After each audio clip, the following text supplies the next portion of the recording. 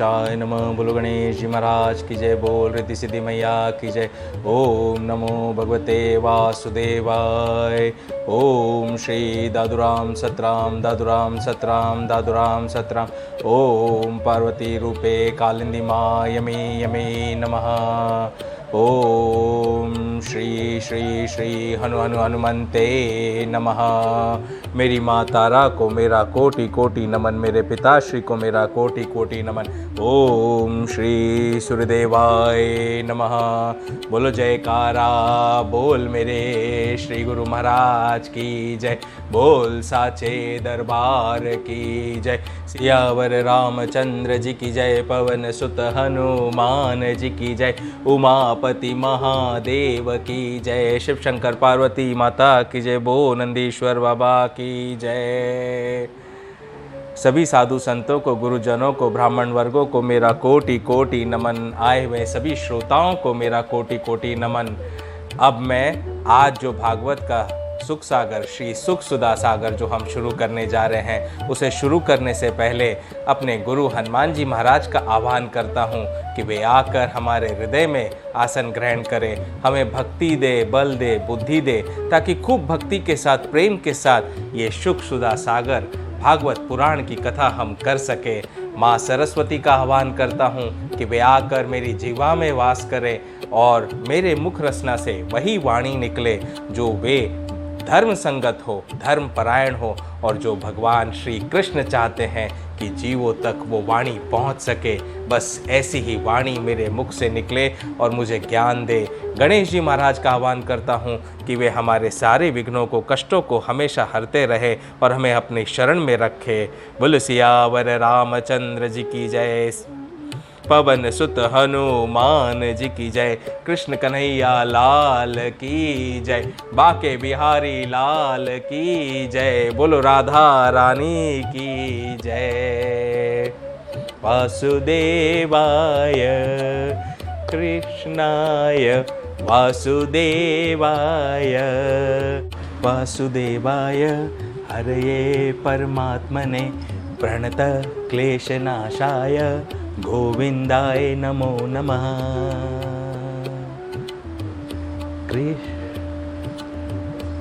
कृष्णाय वासुदेवाय कृष्णाय वासुदेवाय ओम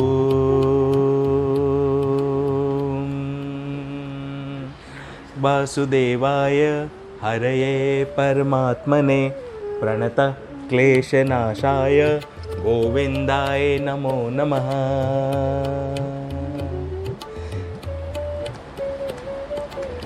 कृष्णाय वासुदेवाय कृष्णाय वासुदेवाय ओम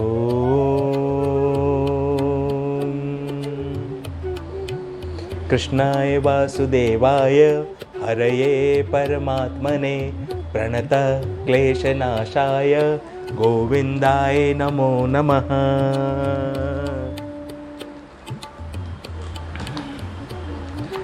कृष्णाय वासुदेवाय कृष्णाय वासुदेवाय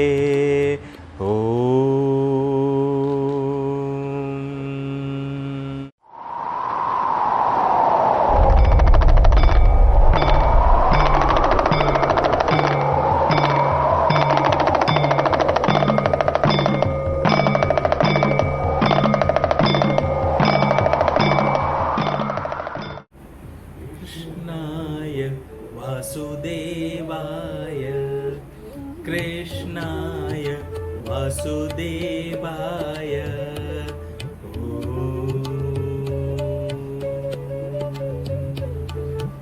कृष्णाय वासुदेवाय हरये परमात्मने प्रणत क्लेशनाशाय गोविंदाय नमो नमः।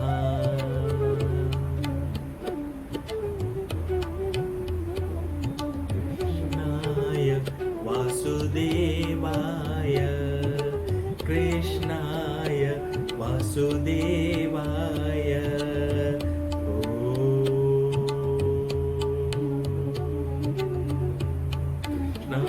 वासुदेवाय हरये परमात्मने प्रणत क्लेशनाशाय गोविंदाय नमो नमः। आज हम भागवत पुराण के द्वितीय स्कंद के 8वें अध्याय को शुरू करने जा रहे हैं, जहां राजा परीक्षित के विविध प्रश्न, ये है इसका मेन टॉपिक, यानी मेन जो विषय है वो है राजा परीक्षित के विविध प्रश्न। तो देखते हैं 8वें अध्याय में राजा परीक्षित अब सुखदेव जी से कौन कौन से प्रश्न करते हैं और उन प्रश्नों का हमें क्या क्या उत्तर मिलता है। ज्ञान का सागर है ना भागवत पुराण, इसे ध्यान रखिएगा। इस ज्ञान के सागर में हमें डुबकी लगानी है, जैसे कि हम देश के विदेश के कोनों कोनों से महाकुंभ में डुबकी लगाने के लिए पहुंचे करोड़ों की संख्या में, वैसे ही देश विदेश के कोनों कोनों से भागवत में डुबकी लगाने के लिए पहुंचना है, क्योंकि भागवत की जो डुबकी लगाता है वो ज्ञान की गंगा में डुबकी लगाता है, भक्ति रस को ऐसे पीता है कि भगवान का धाम तो अवश्य प्राप्त हो जाएगा। उस ट्रेन में बैठे हुए हैं हम, छुक छुक छुक छुक करते हुए वो ट्रेन चलती जा रही है आगे, और हम भागवत की कथा सुनते जा रहे हैं, और अंतिम छोर, अंतिम स्टेशन जो है वो प्रभु का राधा लोक धाम है, जहां हर जीव को पहुंचना है। तो जो मेरे साथ बना रहेगा, मेरे कृष्ण ने मुझे वचन दिया है, जो मेरे साथ बना रहेगा और भक्ति मार्ग पर चलेगा, अपने अंतर मन से सारे भेद भाव को जो मिटा देगा और निष्कपट भाव से अपने कर्मों को करता हुआ चलेगा मेरे साथ में रहते हुए, वो स्वयं साक्षात तो परमात्मा के धाम में जाएगा ही, अपने सारे परिवार को और पीढ़ियों को भी भगवान के गोलोक धाम में, राधा धाम में ले जाएगा। तो राजा परीक्षित ने आगे क्या कहा? राजा परीक्षित ने सुखदेव जी से कहा, भगवान आप वेद वेत्ताओं में श्रेष्ठ हैं। मैं आपसे यह जानना चाहता हूं कि जब ब्रह्मा जी ने निर्गुण भगवान के गुणों का वर्णन किया, निर्गुण भगवान के गुणों का, निर्गुण यानी जिनमें जिनका कोई रूप नहीं है, कोई शरीर नहीं है, निर्गुण स्वरूप है वे, जैसे कहा था ना प्रभु का जो वास्तविक रूप होता है उसमें ना सत्य है ना असत है, कुछ भी नहीं है उसके अंदर। तो जब ब्रह्मा जी ने निर्गुण भगवान के गुणों का वर्णन करने के लिए नारद जी को आदेश दिया, तब उन्होंने किन किन को किस रूप में उपदेश किया। एक तो अचिंत्य शक्तियों के आश्रय भगवान की कथाएं ही लोगों का परम मंगल करने वाली हैं। दूसरे देवर्षि नारद का सबको भगवत दर्शन कराने का स्वभाव है। अवश्य ही आप उनकी बातें मुझे सुनाइए। महाभाग्यवान सुखदेव जी, आप मुझे ऐसा उपदेश कीजिए कि मैं अपने आसक्ति रहित मन को सर्वात्मा भगवान श्री कृष्ण में तन्मय करके अपने शरीर को छोड़ सकूं। जो लोग उनकी लीलाओं का श्रद्धा के साथ नित्य श्रवण और कथन करते हैं, उनके हृदय में थोड़े ही समय में भगवान प्रकट हो जाते हैं। देखो, जो भगवान की लीलाओं का श्रद्धा के साथ, प्रेम के साथ, भक्ति के साथ में नित्य निरंतर श्रवण करते हैं, गायन करते हैं, कीर्तन करते रहते हैं, उनके हृदय में थोड़े ही समय में भगवान प्रकट हो जाते हैं। श्री कृष्ण कान के छिद्रों के द्वारा अपने भक्तों के भावमय हृदय कमल पर जाकर बैठ जाते हैं, और जैसे शरद ऋतु जल का गंदलापन मिटा देती है, वैसे ही वे भक्तों के मनोमल का नाश कर देते हैं। जैसे शरद ऋतु की जो वर्षा होती है ना, वो जल का जो है गंदलापन यानी गंदापन सब नष्ट कर देती है, वैसे हमारे जो प्रभु हैं, जब हमारे कानों में उनकी ही लीला श्रवण करते हैं, उनकी ही कीर्तन करते हैं, तो प्रभु जो है हमारे मन के सारे मैल को धो देते हैं। जिसका हृदय शुद्ध हो जाता है, वह श्री कृष्ण के चरण कमलों को एक क्षण के लिए भी नहीं छोड़ता। जैसे मार्ग के समस्त क्लेशों से छूटकर घर आया हुआ पथिक अपने घर को नहीं छोड़ता। हे भगवान, जीव का पंचभूतों के साथ कोई संबंध नहीं है, फिर भी इसका शरीर पंचभूतों से ही बनता है, तो क्या स्वभाव से ही ऐसा होता है अथवा किसी कारणवश आप इस बात का मर्म पूर्ण रीति से जानते हैं? तो परीक्षित जी का अगला प्रश्न सुखदेव जी से ये था कि जीव का जो है, जीव यानी जो आत्मा, जो परमात्मा का अंश है, उसे हम जीव कहते हैं। तो ये जो जीव है इसका तो पंचभूतों के साथ में कोई संबंध नहीं होता, तो फिर भी इसका शरीर पंचभूतों से ही बनता है। तो क्या स्वभाव से ही ऐसा होता है या किसी कारणवश? इसका भी रहस्य आप समझाइए। आपने बतलाया कि भगवान की नाभि से वह कमल प्रकट हुआ जिसमें लोकों की रचना हुई। यह जीव अपने सीमित अवयवों से जैसे परिच्छिन्न है, वैसे ही आपने परमात्मा को भी सीमित अवयव से परिच्छिन्न सा वर्णन किया। ये क्या बात है? मतलब देखिए कितने अच्छे अच्छे प्रश्न हैं। वे कह रहे हैं कि जीव अपने सीमित अवयवों से जैसे परिच्छिन्न है, वैसे ही आपने परमात्मा को भी सीमित अवयवों से यानी लिमिटेड इंफॉर्मेशन से कैसे इनका वर्णन किया, ये बात समझ में नहीं आई। जिनकी कृपा से सर्वभूतमय ब्रह्मा जी प्राणियों की सृष्टि करते हैं, जिनके नाभि कमल से पैदा होने पर भी जिनकी कृपा से ही ये उनके रूप का दर्शन कर सके थे, वे संसार की स्थिति, उत्पत्ति और प्रलय के हेतु सर्वंतर्यामी और माया के स्वामी परम पुरुष परमात्मा अपनी माया का त्याग करके किसमें किस रूप से शयन करते हैं। तो जिनके नाभि कमल से ब्रह्मा जी उत्पन्न हुए, उन ब्रह्मा जी को भी उनके दर्शन इतनी आसानी से नहीं हुए। तो वे जो प्रभु हैं जिनके रूप का दर्शन वे ब्रह्मा जी भी बड़ी उनकी कृपा हुई तब जाके कर सके थे, वे संसार की स्थिति, उत्पत्ति और प्रलय के हेतु वे भगवान माया के स्वामी परम पुरुष परमात्मा अपनी माया का त्याग करके किसमें किस रूप से शयन करते हैं। पहले आपने बतलाया था कि विराट पुरुष के अंगों से लोक और लोकपालों की रचना हुई, और फिर यह भी बतलाया कि लोक और लोकपालों के रूप में उसके अंगों की कल्पना हुई। इन दोनों बातों का तात्पर्य क्या है? कि पहले तो उन्होंने बताया कि विराट पुरुष के अंगों से लोकपालों की रचना हुई, और फिर यह भी बताया कि लोक और लोकपालों के रूप में उसके अंगों की कल्पना हुई। तो ये दोनों कॉन्ट्राडिक्टरी जैसे स्टेटमेंट है, तो इन दोनों में क्या अर्थ है? महाकल्प और उनके अंतर्गत अवांतर कल्प कितने हैं? देखो बड़ा प्रश्न। महाकल्प और उनके अंतर्गत अवांतर कल्प कितने हैं? यानी महाकल्प तो एक बहुत बड़ा कल्प हुआ, वो क्या है? और महाकल्प के अंतर्गत अवांतर कल्प यानी छोटे छोटे कल्प कितने हैं? भूत, भविष्य और वर्तमान काल का अनुमान किस प्रकार किया जाता है? पास्ट टेंस, प्रेजेंट टेंस और फ्यूचर टेंस, इसका अनुभव कैसे किया जाता है? क्या स्थूल देहाभिमानी जीवों की आयु भी बंधी हुई है? ब्राह्मण श्रेष्ठ, काल की सूक्ष्म गति, त्रुटि आदि और स्थूल गति, वर्ष आदि किस प्रकार से जानी जाती है? तो काल की गति कैसे जानी जाती है? विविध कर्मों से जीवों की कितनी और कैसी गतियां होती हैं? ये सारे प्रश्नों का उत्तर मिलेगा। अलग अलग प्रकार के जो हम कर्म करते हैं, उन कर्मों से हमारी गति कैसे होती है, कितने प्रकार की गति होती है? देव, मनुष्य आदि योनियां सत्व, रज, तम इन तीन गुणों के फलस्वरूप ही प्राप्त होती हैं। उनको चाहने वाले जीवों में से कौन कौन किस किस योनि को प्राप्त करने के लिए किस किस प्रकार से कौन कौन कर्म स्वीकार करते हैं? तो बहुत सारी योनियां है ना, देवताओं की भी योनियां है। यदि आपको देवता का रूप धारण करना है या देवता की योनि प्राप्त करनी है, तो फिर कौन सा कर्म करना होगा जिससे कि आपको देवता की योनि मिलेगी? पृथ्वी, पाताल, दिशा, आकाश, ग्रह, नक्षत्र, पर्वत, नदी, समुद्र, द्वीप और उनमें रहने वाले जीवों की उत्पत्ति कैसे होती है?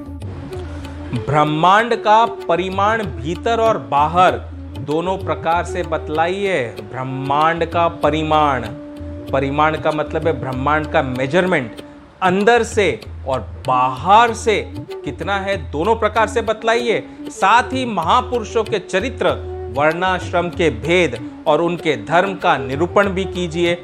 युगों के भेद, उनके परिमाण और उनके अलग अलग धर्म तथा भगवान के विभिन्न अवतारों के परम आश्चर्यमय चरित्र भी बतलाइए। अब ये सारे प्रश्न जो परीक्षित जी पूछ रहे हैं सुखदेव जी से, ये अब ये डिटेल में हर चीज जानना चाहते हैं। देखिए कितने प्रश्न हैं और हर प्रश्न के ऊपर एक एक अध्याय आएगा, जिसमें हमें हर प्रश्न का उत्तर सुखदेव जी के मुख रचना से सुनने को प्राप्त मिलेगा होगा। ये हमारा सौभाग्य है। मनुष्य के साधारण और विशेष धर्म कौन कौन से हैं? विभिन्न व्यवसाय वाले लोगों के, राजर्षियों के और विपत्तियों में पड़े हुए लोगों के धर्म का भी उपदेश कीजिए।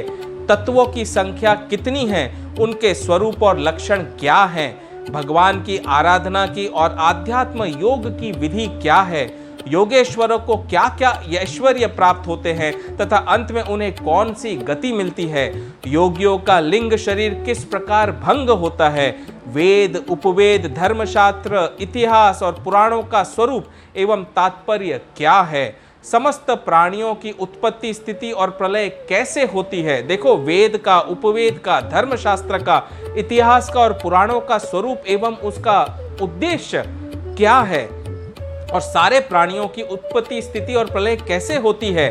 बावली, कुआं खुदवाना आदि स्मार्त, यज्ञ, यागादि, वैदिक एवं काम्य कर्मों की तथा अर्थ, धर्म, काम के साधनों की विधि क्या है। प्रलय के समय जो जीव प्रकृति में लीन रहते हैं उनकी उत्पत्ति कैसे होती है। तो प्रलय के समय जो जीव प्रकृति में लीन हो जाते हैं उनकी दोबारा उत्पत्ति कैसे होती है ना। पाखंड की उत्पत्ति कैसे होती है। देखो कितनी बड़ी बात।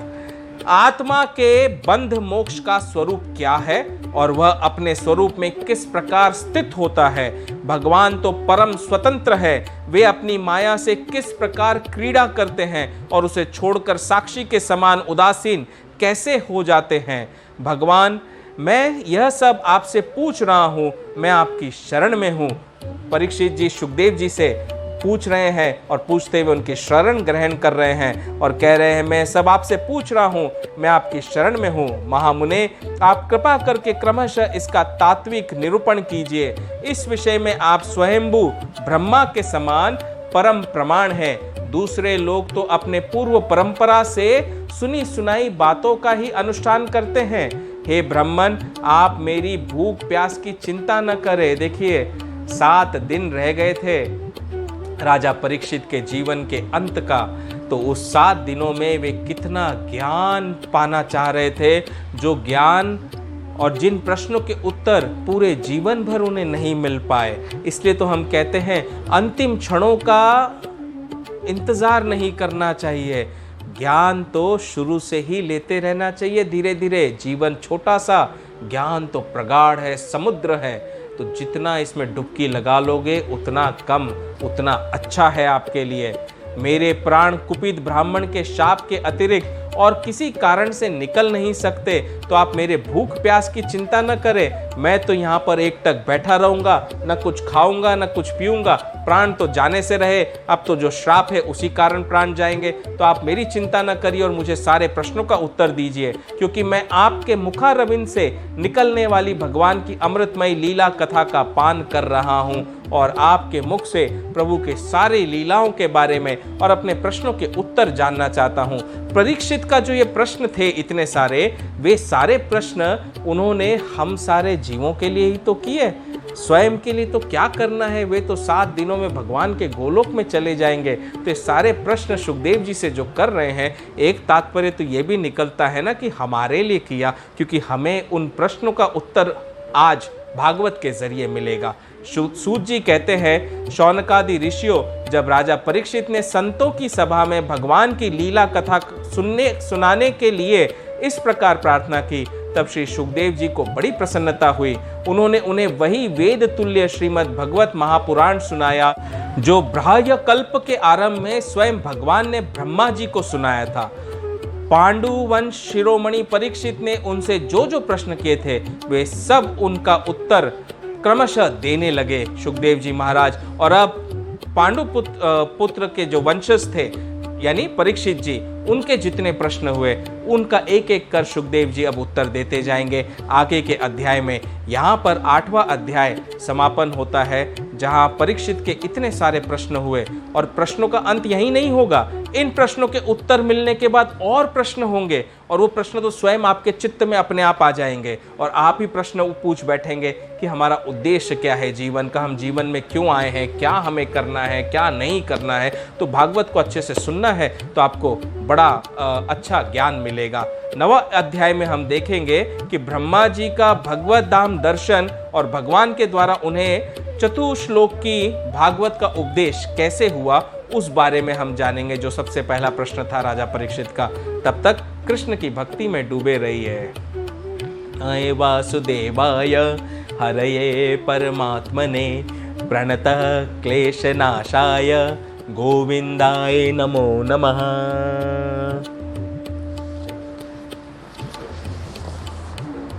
कृष्णाय वासुदेवाय कृष्णाय वासुदेवाय ॐ।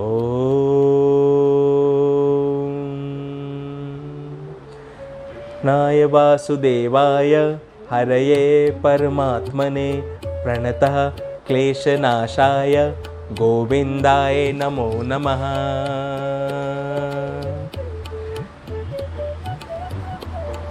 कृष्णाय वासुदेवाय कृष्णाय वासुदेवाय ॐ।